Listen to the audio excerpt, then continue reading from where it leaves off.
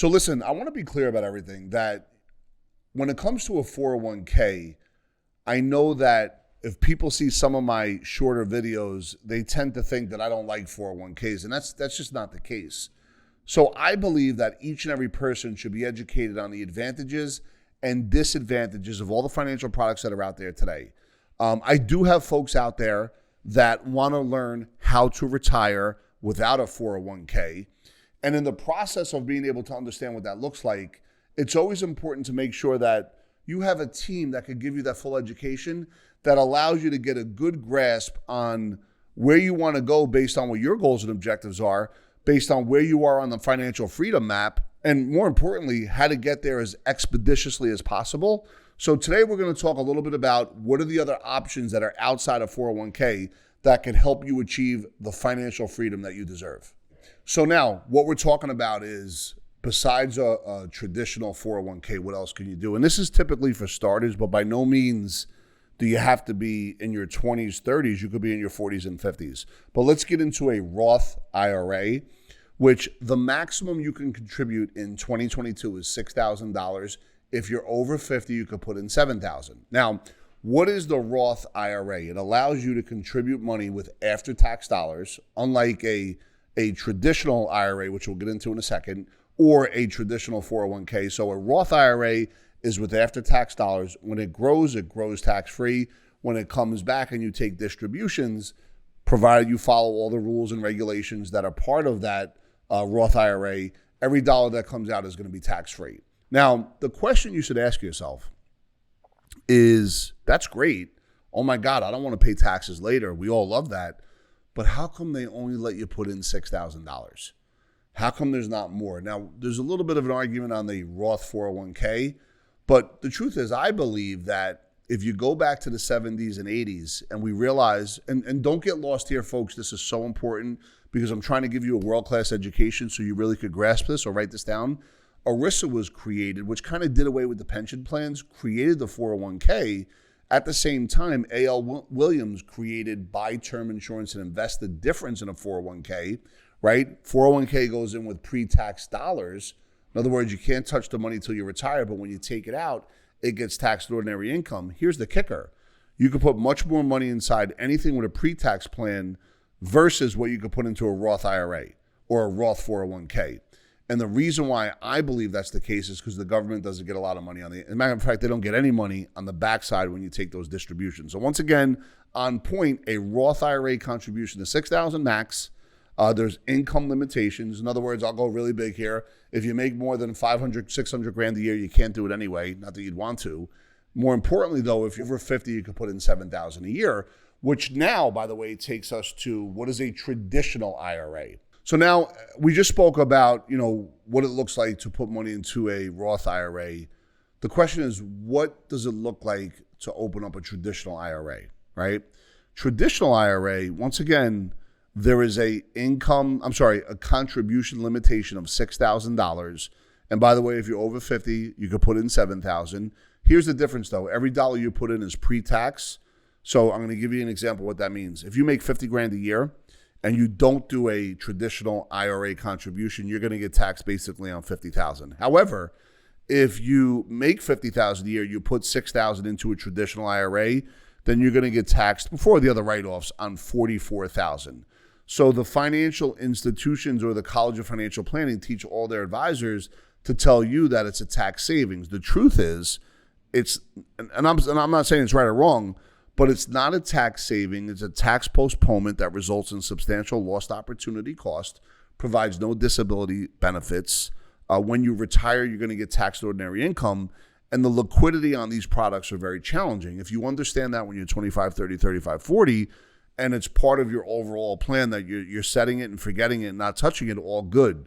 But if you're going to put money into this bucket and you really think you want to use it for other investments in the next 5 or 10 years, you may want to rethink that with all the people that you help you make your decisions. What's interesting too is as we step further along and there's folks that are financially maturing, from their first job to their second job, or, beginning to get maybe raises within their job, or even a doctor, for example, or a business owner, you'll start hearing about the SEP IRA. Now, once again, it mimics the traditional IRA in the form that the money goes in with pre-tax dollars, so you get the quote-unquote tax write-off, but it's really tax postponement. With that being said, though, the way a SEP works is it's the lesser of 25% of employee compensation or $61,000 that could be put into it. If you're under 50 or if you're over 50, it could be $61,000 plus a $6,500 catch-up. Now, if you own the company, you want to make sure that this is offered to all the other employees as well. It does not allow you to discriminate. But once again, today's topic is non-401k choices that are out there today. And so far, we've gone over the traditional IRA, the Roth IRA, the SEP plan, and we're going to now pivot to the simple plan and what that looks like in the overall game when it comes to money being put away for a tax savings or a tax postponement strategy versus what we looked at with the Roth IRA, which was after-tax dollars. And when you get distributions, it's all tax-free. Anyway, just kind of keeping you informed, take some notes here, stay with us. The video is going to take you through a success process. And, as we're going along, if you have any questions, feel free to put some questions below. Don't forget to go subscribe below, because every single day we're bringing out new content that provides new educational information. I'm giving you the 2022 numbers based on these different products that we just talked about, including the catch-up. Each year, these change. So this video is meant to really be specific to this year. So once again, as we work through our process, we want to find ourselves into what looks like next for a different level of income. That SEP would be more of a higher level, traditional IRA would be more of a starter plan, and now we're going to find ourselves in the middle with a simple plan. So now, folks, we've talked about the Roth IRA, the traditional IRA, the SEP IRA, right? The Roth is after tax, the traditional and the simple is pre-tax. The next one is the simple IRA, where you may not be making as much income as the person that's going to put into a SEP, but definitely more than the person that's going to put into a traditional. So what does that look like? You get a $14,000 contribution limit. There is a $3,000 catch-up if you're above 50 years old. And once again, we talk about from the very beginning to where we are now, maximize the advantages of certain products while at the same time disadvantages of others. And let's just get into it. Yeah, there's an advantage to get the write-off this year, right? The disadvantage is, and be aware of it, is you're going to get taxed at ordinary income on the way out. So if you understand this as you're thinking about what your economic philosophy is, right?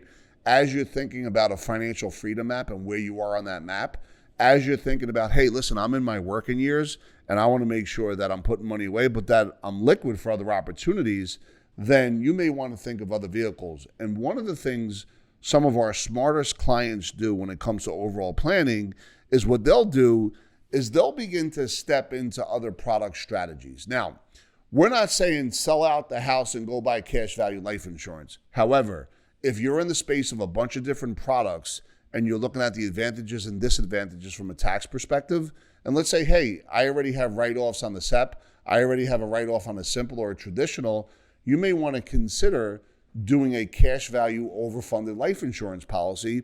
It has it's not the same thing, but the same characteristics as a Roth IRA, but here's the difference. There's no income limitation. It doesn't discriminate how much you can put in there. It is based on whatever your financial underwriting looks like. But at the end of the day, you could put a lot of money inside of a traditional cash value life insurance plan that allows you to put much more than you would into a very traditional Roth IRA. And when folks begin to do that because they have the entrepreneurial mindset of being able to use the money while it's in the policy, think of that as your own personal line of credit, leveraging it for other opportunities. The other opportunities could be financing your own debt. It could be buying real estate. It could be, being a hard money lender. Whatever the case may be, you now have the ability to get multiple uses of each and every dollar. And by leveraging from yourself and then paying yourself back the interest, there's no tax strategy. There's a tax avoidance strategy there that works in your favor. Once again, to be clear, we're not saying don't do any of this and do this, although you'll hear people say that. What we are saying is take a look down deep at who you are, what your philosophy is, and how this could play into the overall financial mosaic. With that being said, go ahead and click the link below, hit that subscribe button. Every single day, we're pushing out content on a daily basis. If there's anything you liked about this video, put it in the comments. If there's any challenges or if there's other videos you want to do, please put it into the comments section. But just keep in mind, our outcome at all times is to provide world-class education for you so you can make good, fundamental, sober, sound decisions when it comes to your money. And thank you for being part of the channel.